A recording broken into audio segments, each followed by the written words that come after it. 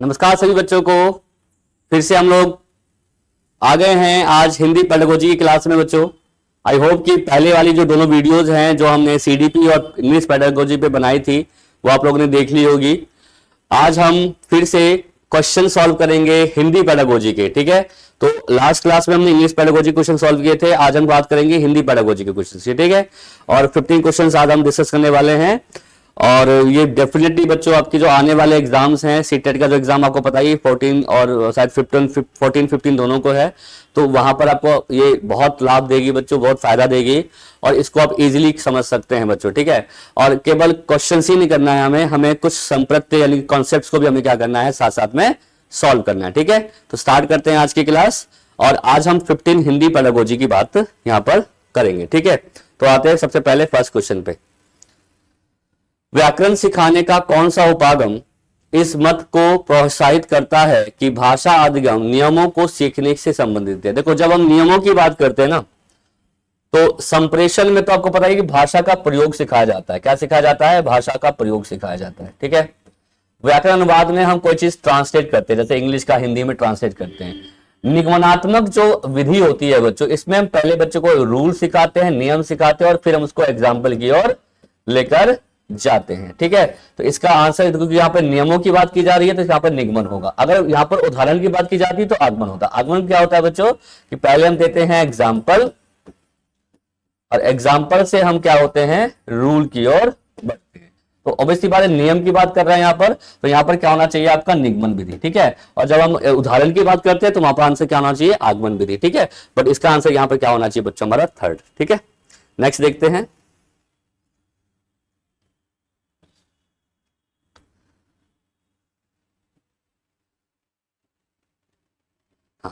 नई भाषा सीखते समय बहुत से विद्यार्थी भाषा के अद्वितीय उच्चारण संबंधी नियमों के कारण भाषा बोलते समय प्राय आत्मविश्वास की कमी का सामना करते हैं।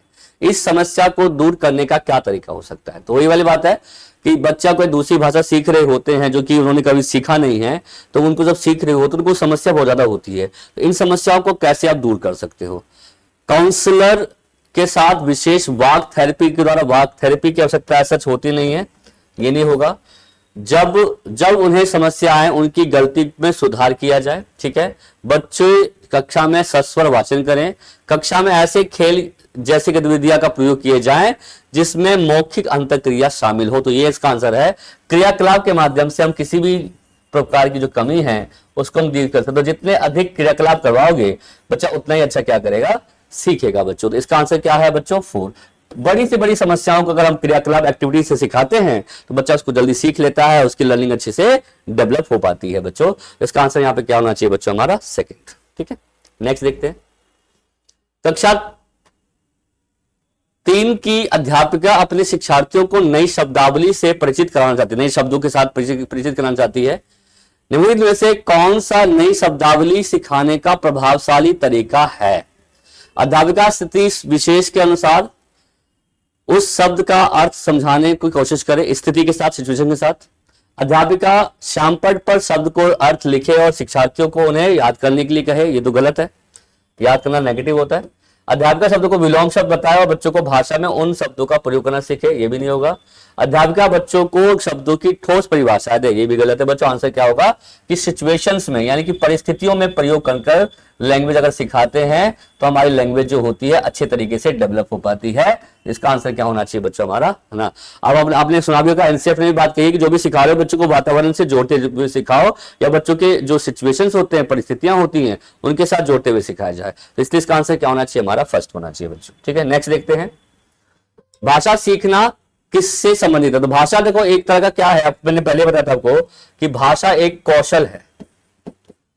भाषा क्या है, एक तरह का कौशल है ना, एक स्किल है। जो भाषा हम सीखते हैं एक तरह का स्किल होता है बच्चों। तो इसलिए इसका आंसर क्या होना चाहिए बच्चों कि भाषा क्या एक तरह का कौशल होता है, यानी कि स्किल होती है। Language a kind of skills, ठीक है। तो अर्जन, भाषा के अंदर हम अर्जन करते हैं, भाषा के अंदर हम प्रक्रिया होती है, प्रोसेस भी होता है। बट मेन क्या है, लैंग्वेज क्या है, स्किल है जिसे हम क्या कर सकते हैं, सीख सकते हैं, ठीक है। नेक्स्ट देखते हैं। देखो बच्चों, ये 199 का जो एक नया हमने ऐप निकाला है जिसमें फॉब्स प्रेप नाम का ये ऐप है, जिसमें आपको लगभग 8 लाख क्वेश्चंस मिलेंगे, 8,000 के आसपास मॉक टेस्ट मिलेंगे और 12 प्लस जो हमारे जो तैयारियां होती है गवर्नमेंट जॉब्स की वो आपको मिल पाएगा। इसमें 40 फ्री टेस्ट भी इसमें इंक्लूड है बच्चों, अनलिमिटेड टेस्ट है, री अटेम्प्ट है, मतलब कि दोबारा से भी अटेम्प्ट कर सकते हो आप। और टेस्ट सीरीज हिंदी अंग्रेजी यानी कि आपको दोनों ही लैंग्वेज में मिलेगी, हिंदी में भी मिलेगी और इंग्लिश में मिलेगी। और ये सभी कोर्स से रिलेटेड है बच्चों, एसएससी, सीजीएल हो, सीएचएसएल हो, सीपीओ हो, स्टेनो हो, सभी प्रकार के जो टीचिंग एग्जाम्स होते हैं उनसे रिलेटेड क्वेश्चंस आपको मिल जाएगा टेस्ट सीरीज के अंदर। तो आपको जेन्युइनली लगेगा कि हाँ मैं सही से तैयारी कर रही हूं। और प्रैक्टिस कहते हैं, practice makes an man perfect. जितनी ज्यादा प्रैक्टिस आप क्वेश्चंस की करोगे उतने अच्छे तरीके से आप एग्जाम में परफॉर्म कर पाओगे बच्चों। इसलिए आप ये ले सकते हैं, 199 का है बच्चों। अब इससे पहले आपको क्या करना पड़ेगा, फॉब्स प्रेप ऐप डाउनलोड करना पड़ेगा। उस डाउनलोड में आपको सब्सक्रिप्शन लेना पड़ेगा 199 का, जो कि 6 महीने तक आपका वैलिड है बच्चों, ठीक है। तो इस अवसर का फायदा उठाइए बच्चों और जल्दी से लीजिए और अपने स्टडी को और अच्छे तरीके से क्या रहिए कर रखें, कंटिन्यू रखें और प्रैक्टिस करते रहे बच्चों, ठीक है। तो आते हैं नेक्स्ट वाले पे। उस युक्ति का चयन कीजिए जो नीचे दिए गए उदाहरण से मेल खाती है। मैं भाषा पर ध्यान केंद्रित रखती हूं, मैं इस बात का पूरा ध्यान रखती हूं कि वह यह सही हो, है ना। जो यानी कि बच्चे भाषा पर नियंत्रण रखना है, उसको पता है कि भाषा कैसे प्रयोग करना है, भाषा कैसे यूज करना है। तो जब हम कोई चीज को, हमारा नियंत्रण किसी भाषा के ऊपर होता है कि हमें भाषा कैसे सीखनी है, सिखानी है, तो इस प्रक्रिया को हम क्या कहते हैं, इसको स्वनियंत्रण कह सकते हैं। पर भाषा व्यवहार नहीं कह सकते, याद करना नहीं होता, परंतु इसका आंसर क्या होगा, स्वनिरीक्षण। कि आप खुद अपनी भाषा को चेक कर रहे हो, देख रहे हो कि कैसे मैं भाषा सीख रहा हूं, कहां मेरे को गलती हो रही है, उस गलती को मुझे किस प्रकार से ठीक करना है। तो इस प्रकार की प्रक्रिया को, इस प्रकार के प्रोसेस को, इस प्रकार की योग्यता को हम क्या कहते हैं, स्वनिरीक्षण, यानी कि खुद निरीक्षण करना उसका, ठीक है। इसका आंसर क्या होना चाहिए बच्चों, हमारा 5th होना चाहिए। नेक्स्ट है, कक्षा 2nd का विद्यार्थी एक कविता गा रहे हैं। यह मेरी नाक है, ये मेरी कान है। ये कविता गाते समय वे शरीर के जिस अंग का नाम लेते हैं उस अंग को स्पर्श करते हैं। अध्यापिका किस विधि का प्रयोग कर रहे हैं, तो हमने बात की थी, इसको बोलते हैं समग्र भौतिक प्रक्रिया, यानी कि इसको इंग्लिश में कहा जाता है टीपीआर। क्या बोलते हैं इसको, हम टीपीआर कहते हैं, जिसमें हम क्या करते हैं, कोई भी शब्द को सिखाने के साथ साथ हम भौतिक यानी कि जो फिजिकल एक्टिविटी होती है वो भी साथ में करते हैं, ताकि अच्छे तरीके से बच्चे को उस चीज के बारे में पता, जानकारी मिल पाए। तो इसको क्या कहा जाता है, इसको बोला जाता है टीपीआर, ठीक है। टोटल फिजिकल, समग्र भौतिक प्रतिक्रिया, भौतिक क्रिया यानी कि जो हमारी फिजिकल एक्टिविटी होती है उनके माध्यम से शब्द वाक्य को समझाया जाता है।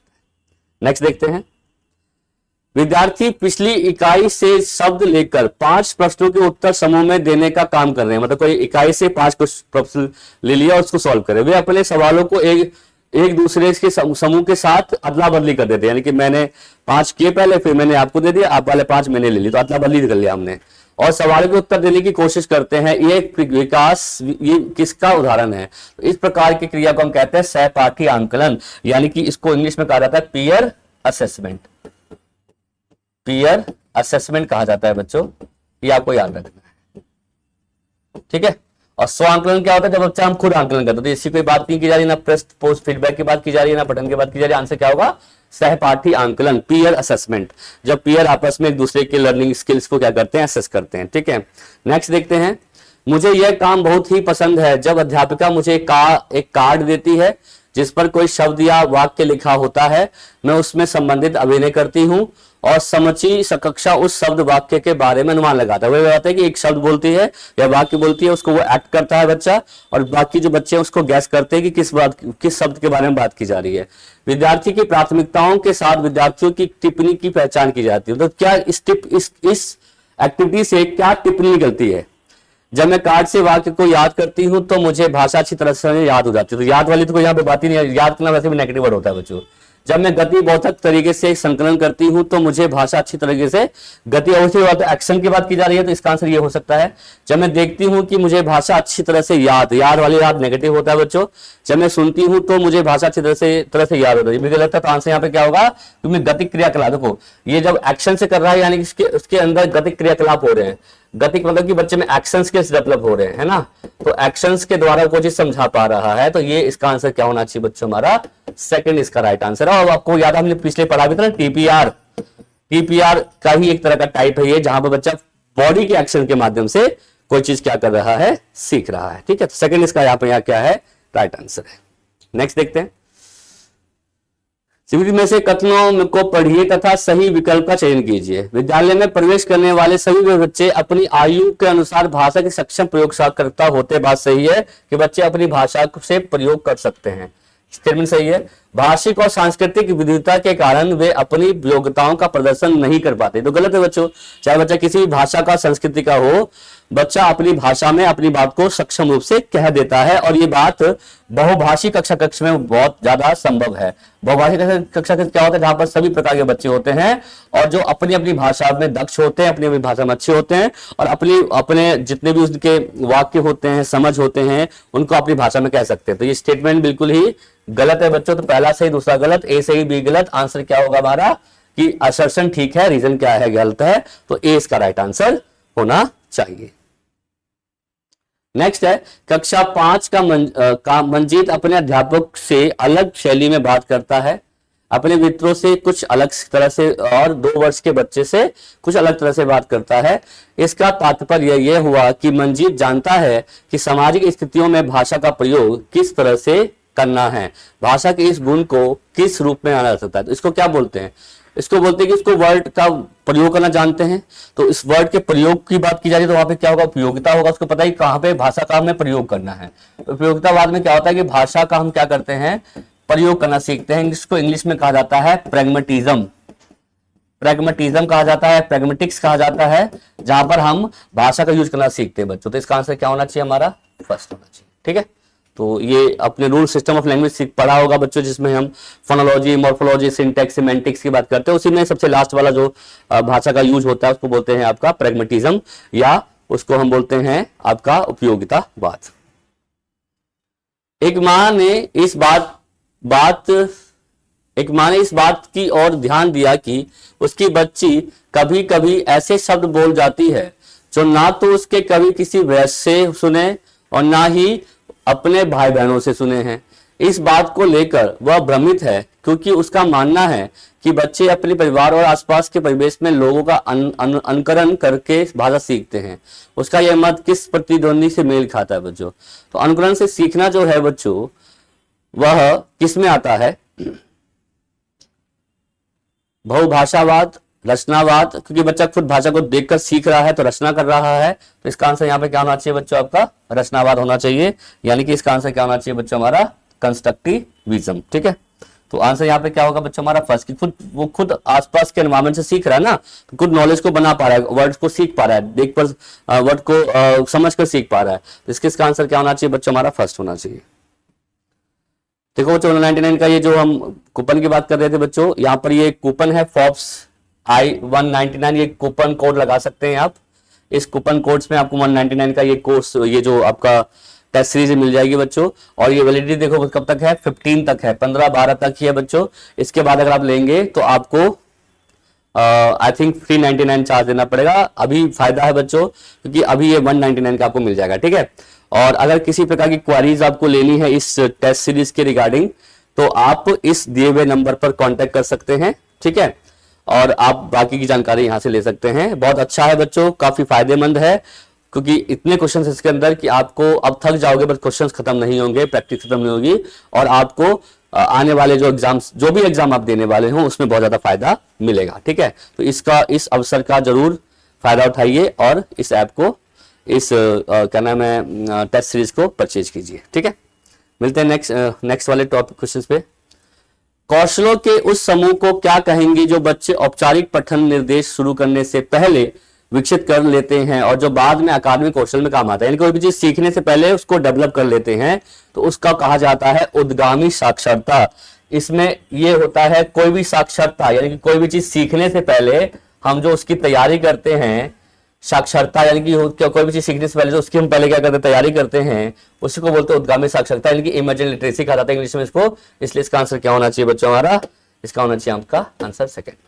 ठीक है, कोई भी चीज सीख, जैसे पढ़ना सीख रहे हैं उससे पहले जो एक्टिविटी करता है बच्चा, प्री रीडिंग टास्क करता है, राइटिंग करता है, उससे पहले जो बच्चा कोई भी एक्टिविटी करता है, उसको हम क्या कहते हैं, उद्गामी साक्षरता बोलते हैं बच्चों। ठीक है, नेक्स्ट देखते हैं। एक दादी अपने घर में छोटे बच्चों को पुस्तकों से कहानियां पढ़कर सुनाना पसंद करती है। ठीक है, इस तरह से वह उन्हें पुस्तकों व अन्य विचारों से परिचित करवाती है और बच्चे भी इस प्रक्रिया में सक्रिय रूप से संलग्न होते रहते हैं। इस तकनीक को क्या कहेंगे? इसको दूसरी बात है बच्चों, हम कहते हैं संभावित पठन, कि बच्चे एक संभावना डेवलप करते हैं कि हमें किसी चीज को कैसे पढ़ना है और बच्चों में इंटरेस्ट क्या होता है, डेवलप होता है। तो इसलिए इसका आंसर क्या होना चाहिए बच्चों? हमारा स्वतः पठन की कोई बात नहीं की जा रही है, मॉडल की कोई बात नहीं की जा रही, साक्षात का आंसर क्या होगा यहाँ पर? संभावित पठन। इसका क्या होगा बच्चों? राइट आंसर होना चाहिए। ठीक है, नेक्स्ट देखते हैं। पठन सिखाने का वह उपागम जिसमें मल तत्वों जैसे वर्णों और स्वर्णिम से शुरू किया जाता है और जिसमें बाद में यह सिखाया जाता है कि समग्र रूप से पठन सीखने की पहले स्वर्णिम को शब्दों से मिलाया जाए। यानी देखो पहले, यानी क्या यह है कि पहले बच्चे को हम क्या सिखाते हैं? स्वर्णिम सिखाते हैं, यानी कि वर्णों की जानकारी दी जाती है। उसके बाद हम उसको शब्द या वाक्य की ओर लेके जाते हैं।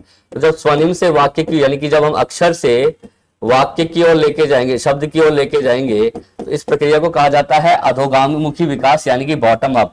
और जब हम वाक्य से अक्षर की ओर लेके जाते हैं तो उसको बोलते हैं शीर्ष अधोमुखी विकास। तो यहाँ पे क्योंकि पहले लेटर्स की स्वर्णिम की बात की जा रही है, स्वर्णिम जो होता है वो शब्द की अक्षर की सबसे छोटी इकाई होती है बच्चों। तो सबसे छोटी इकाई से वो शब्दों की ओर लेके जा रहा है, तो इसके लिए इसका आंसर क्या होगा बच्चों? हमारा अधोमुखी विकास। इसमें पहले अक्षर सिखाया जाता है, अक्षर से फिर हम क्या है? शब्द की ओर बढ़ते हैं, फिर वाक्य की ओर बढ़ते हैं और फिर हम आगे जो हमारे वो होते हैं उनकी ओर बढ़ते हैं। तो आंसर यहाँ पे क्या होगा? आपका फोर्थ होगा। ठीक है, चलते हैं नेक्स्ट लास्ट क्वेश्चन पे बच्चों। भाषा अधिगम की प्रकृति और शिक्षण शास्त्रीय व्यवस्थाओं में दोनों की अनुप्रयोगिता के बारे में सैद्धांतिक स्थितियों एवं मतों को क्या कहा जाता है? जब भी अधिगम करते समय शिक्षण शास्त्र की बात की जाती है, शिक्षित तरीकों की बात की जाती है और तरीकों के साथ साथ जो चीज पढ़ाई जा रही है उसके यूज की बात की जाती है, तो यानी कि हम कोई भी कॉन्टेक्स्ट, कोई भी विषय वस्तु तक पहुंचने की बात की जा रहे हैं। इस प्रकार की प्रक्रिया और प्रोसेस को हम कहते हैं उपागम। उपागम में हम स्ट्रेटजीज बनाते हैं, प्लानिंग बनाते हैं, कोई भी काम को कैसे किया जाए, किस तरीके से किया जाए, क्या चीज सिखाया जाए। तो जब कोई चीज सिखाने की प्रक्रियाओं को, प्रोसेस पर बात की जाती है, उसके तरीकों, स्ट्रेटजी पे बात की जाती है, तो उसे हम क्या कहते हैं बच्चों? उपागम कहते हैं। इसलिए इसका आंसर क्या होगा? हमारा उपागम होगा, बाकी इसमें कोई आंसर नहीं है। ठीक है, तो ये 50 क्वेश्चन हमने आज डिस्कस किए बच्चों।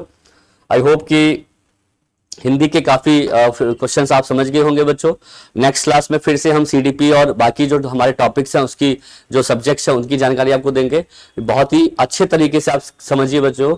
और ये जो हम सीरीज कर रहे हैं अभी, जो भी हम 10-5 जो भी हम कर पाएंगे वो आप लिए करेंगे और ये डेफिनेटली आपके एग्जाम में देखना बच्चों, इनमें से काफी आपको हेल्प मिलेगी और काफी अच्छे से आप क्वेश्चन क्या कर पाएंगे? सॉल्व कर पाएंगे। ठीक है, अगर किसी प्रकार की प्रॉब्लम है, किसी क्वेश्चन में कोई डाउट है, तो आप कमेंट बॉक्स में लिख सकते हैं। ठीक है, मैं उसका आंसर दूंगा आपको।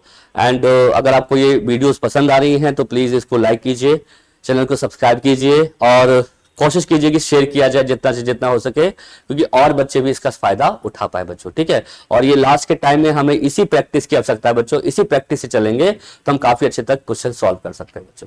ठीक है, थैंक यू वेरी मच। मिलते हैं नेक्स्ट क्लास में नेक्स्ट वीडियो के साथ। सीरीज चलती रहेगी और होप कि आपको अच्छे अच्छे क्वेश्चन मिलते रहेंगे और कॉन्सेप्ट भी आपके जो है सॉल्व होते रहेंगे बच्चों। तब तक के लिए थैंक यू वेरी मच। मिलते हैं नेक्स्ट क्लास में।